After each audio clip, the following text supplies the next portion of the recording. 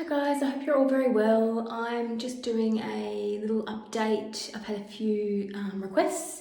It's Monday and I had my surgery on Tuesday of last week, so I'm really getting there. I've been home from the hospital since Saturday afternoon, sleeping in bed, but just lots of resting. No pain, but just really tired, and the anaesthetic obviously takes a long time to get rid of.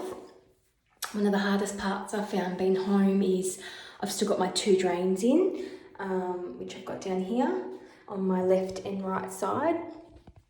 So having them in, you kind of worry, because they're still full quite a lot, about them spilling in your sleep or coming undone.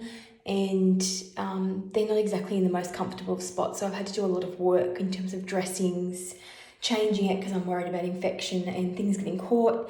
It's like doing a mini surgery on yourself. I'll try and post in the morning when I actually do the dressings, because I think it's really important for people to get their head around some self-care. They don't really show you too much of that at the hospital. I've got what's called a Jackson Pratt drain, or a JP drain, and there's a lot of contention around them. They look like little grenades. There's a lot of contention around the process of actually emptying them. So a lot of the nurses will use a syringe. There's a top, you place a syringe in, you syringe it out, that way you measure and dispose of the blood. Others were literally bringing in coffee cups, disposable coffee cups, and emptying the blood into that, then measuring, and it just seemed like a really convoluted and messy and not very environmentally friendly way. And it was really interesting, by my 4th day in hospital, a memo went around to all the staff saying, no, we don't want you doing it with the syringe, we want you to put it in a cup. Which, from a patient perspective, I thought, why are you encouraging nurses to place blood in a coffee cup that's recyclable, and then getting them to place it back in a syringe to measure, and then putting it down a drain and not in medical waste? And anyway, I am a bit confused about the process. I would think personally, if they wanted you to place it in a cup, little surgical cups would come from the company, like in silicone or something like that. Because it is just a bit dirty and messy and not very nice. So once you come home, they actually give you a sheet, which I'll show you. And it's got all patient care information. And then on the back, it actually has a log. So the log has the date, morning, evening, and the total. So you have to actually record your left and right side for the morning, left and right for the evening, and then your daily total.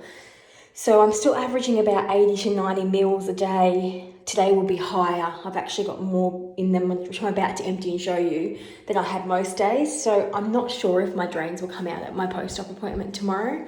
Originally, he said they like to see the blood under 70 mils, so I'm not under that still.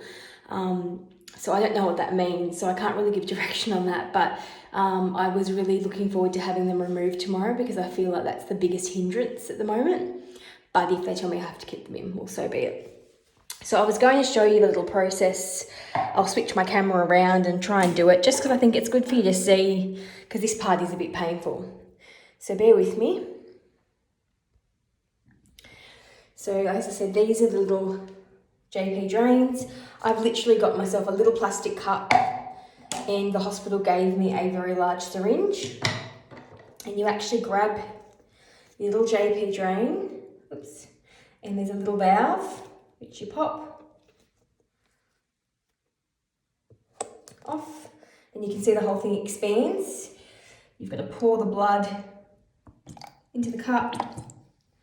Pretty gross. And then the trick is you actually have to double it back onto itself and then replug it. And that makes the vacuum start working again. So you double it on itself, replug it. So look, it's not the nicest of things, right? It is literally a cup of blood. And then you've got to use the syringe to pull up all the liquid,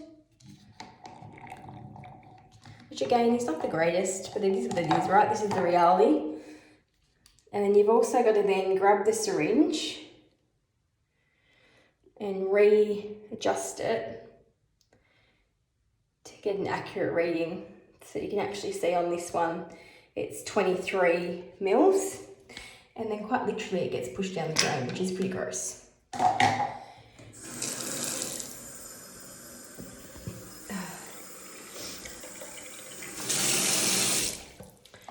And then it's the same thing for the other side. So I just pop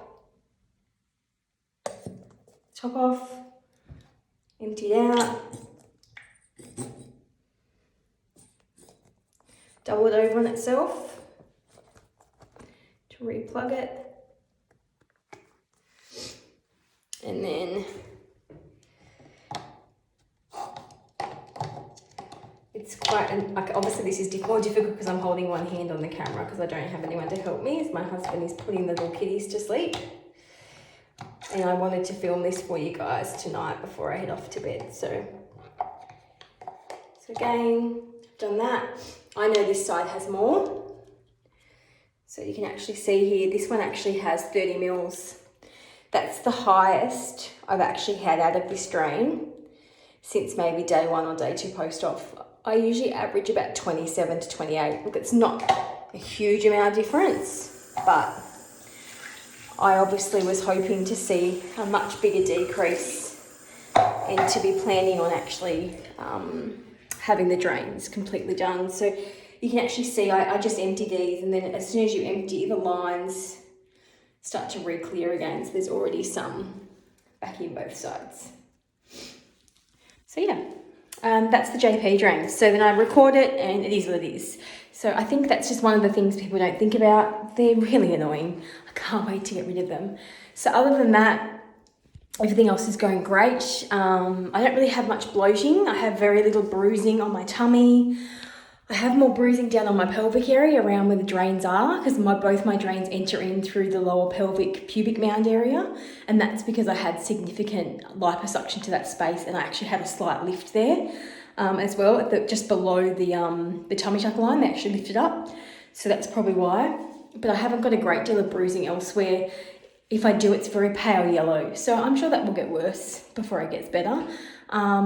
I'm really tired today. I thought that I would feel a lot better. I went out the front with the kids to have a little play, and I had to come back to bed pretty quickly just to rest. I haven't really slept. I'm just slothing watching Netflix, and my husband's being my little waiter and bringing me food, so it's quite nice.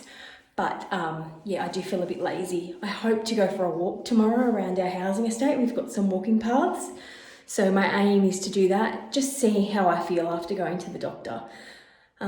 Yeah, I mean, they want you to still get up and walk around and aim for about 15 minutes. So if I can achieve that, then I will. But I don't want to push myself too hard or too fast, too soon. So yeah, so that was my little update. I hope that gave some insight.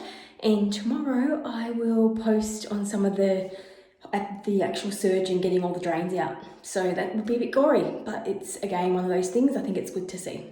Take care. See you later.